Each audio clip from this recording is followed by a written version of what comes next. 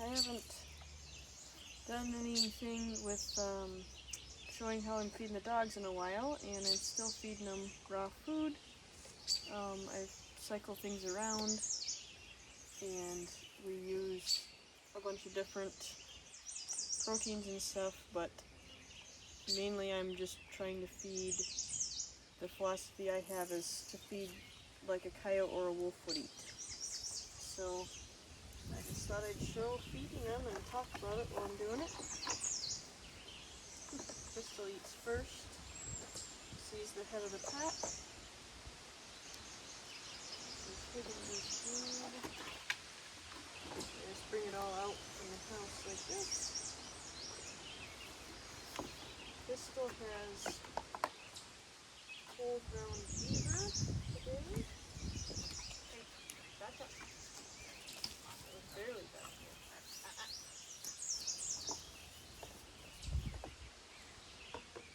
Wait. Hey, wait, back up. Sitting works. And then I'm also going to give him some rabbit feet that I had left over.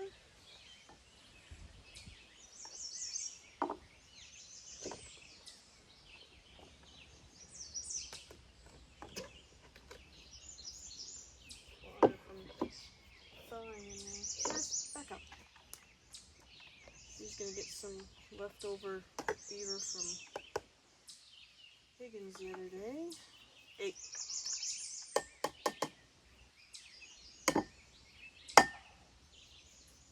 Little choke sticking there. There we go.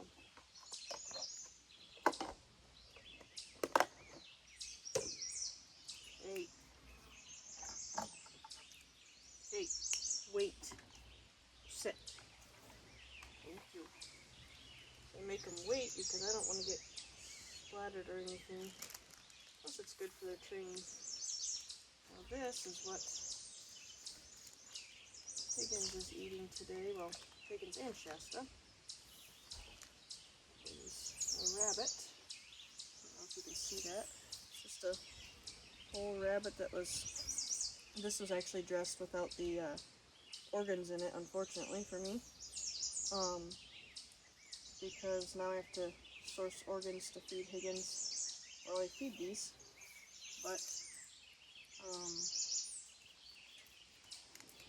I give the head to Shasta because Higgins can't handle the fur right now. He's got some gut issues going on.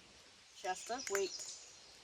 I gotta find where the neck was severed. There we go. Shasta, stop. And then I've got to cut off the fur from back here. Back to the legs. I'm gonna get grimy on this one, I think. A little bit. So I'm trying to pop this ankle joint. Shasta! Hey! Sit down. Sit. It's a good click noise. So let's pop this ankle joint. Normally I wouldn't have to do all this to feed it, I would just hand it to Higgins, but since he can't have the hair at the moment, normally you can, but right now something's going on with his guts where it's not working out for him, making his ears come up jointy and itchy, so, and it's any fiber that we do. Finally figured out that it's any fiber right now he's not handling, so we've got him on some herbs, and working on his gut, and heal that with the guidance of a veterinarian, the natural veterinarian, so this is getting more difficult than normal. I guess I got to sharpen this.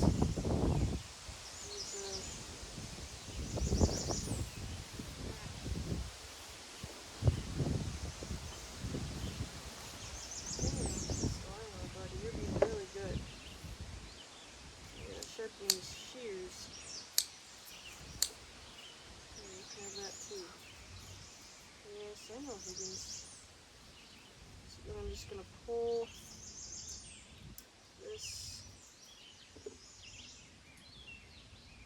trying to keep one hand clean for the door, but there we go. Pull this fur off the end. Shasta? I see you sneaking over there. So all of them have been going super easy to feed out. So of course when I film I get a difficult one. That's always how it goes, right? Alright, nobody really likes the chunk that's only hide. So I just throw that out. Hey! Because nobody seems to want just the hide. They don't mind if it's on stuff. But they don't want it when it's just that. Shaz, back up. Pop that right there.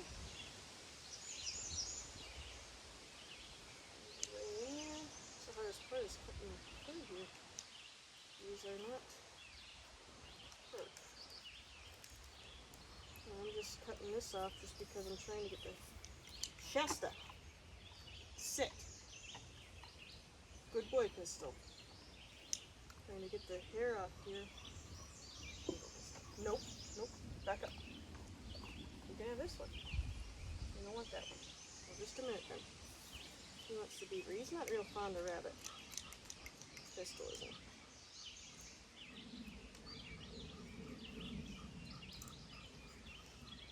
I know, buddy. This is taking way longer than normal. Normally I'd be already done feeding him by now. I know, Pistol. You're being so good.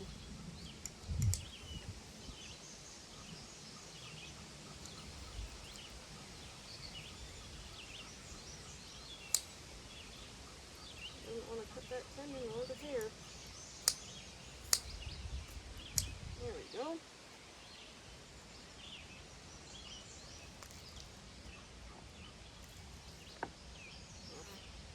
Put off on that tendon again. Like you could eat the tendon, buddy. Can't eat even a little chunk of hair for some reason right now. Should get you sorted out. It's not natural for you not to be able to eat hair.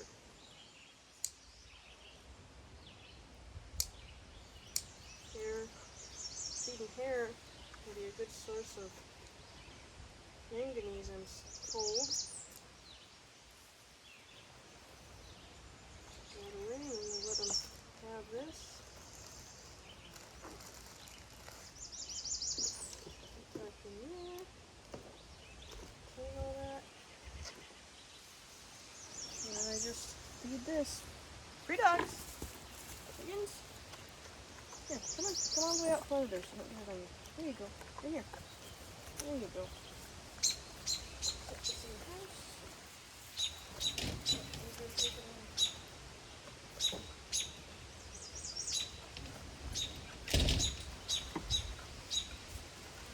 Tuck it underneath into the shade.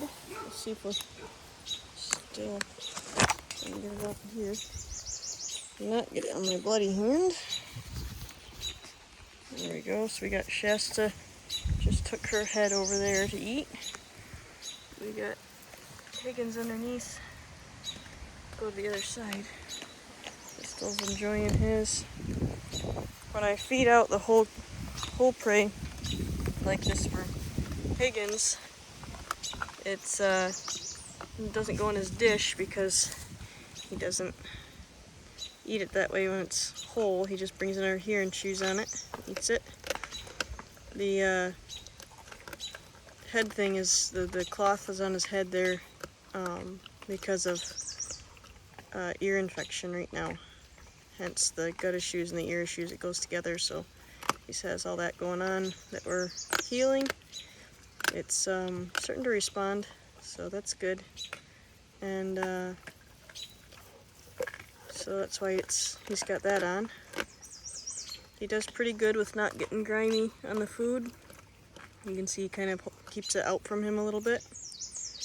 And then I just wipe down their face and their front paws if they use it.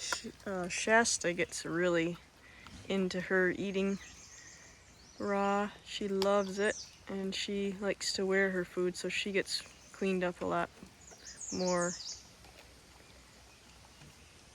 And Pistol's snagging anything left in hers, but there's just the feet, and he doesn't usually... Oh, yeah, he's gonna eat it, I guess. That's okay. But yeah, that's how I'm feeding our dogs right now. And then so later on, Higgins gets 2 meals in a day right now because of his guts. Normally I feed once a day, but he's gonna eat this, and then later on today he'll get the organ blend that I had to use to replace the organs in this that were taken out. But normally if there was organs in here, I would just cut the rabbit in half and give him half at one time and half at another. Normally he eats it out in the grass, so he doesn't get it all in this old straw underneath here. But he wanted it under here today, I guess. So I let them take it and eat it where they want to for the most part out here in our backyard. I'll move them if they go right in front of the door or something, but they've pretty much learned not to go there. So I just let them have a little bit of the wild side when they're eating. Not in temperament, like they're still required to allow me to come and grab it if I need to or anything like that, but I let them take it and eat it where they want to. They get debris in with it, well, that's kind of natural. That's how wolves and coyotes eat, so I don't worry about it too much. And again, the only reason I'm having to deal with his taking the hair off is because of his gut issues right now and trying to sort that out and figure out how to heal him. But that's obviously not natural. Normally they would eat it with the hair and stuff, just like Shasta is eating the head with the hair on it, and Pistol eating the feet. So, oh, Pistol heard somebody driving up, so he's gonna go check that out. But yeah, so the goal is to get to where I can give him, the whole prey with everything, and he's fine on that. But right now he's not, so we're gonna try to heal him up and get him where he can eat normal. So yeah, this is how I feed. Right now everybody's on some supplements to work on different things. I will do different herbs and stuff to work on different issues with them, but outside of that I just feed real food as they would eat it normally. And feeding a variety and as much whole prey as you can spans all the different nutrients. That way, if you feed the same thing all the time, then that's where you run into problems with having to supplement nutrients. But doing it this way is just kind of like how a coyote or a wolf would eat, as close as I can get it. I know it's not going to be exact because they can travel and self-select different herbs and everything, so that's where us having to kind of do a little bit of finagling comes in, because they're not able to do as much of that. Our dogs here can do some of it because we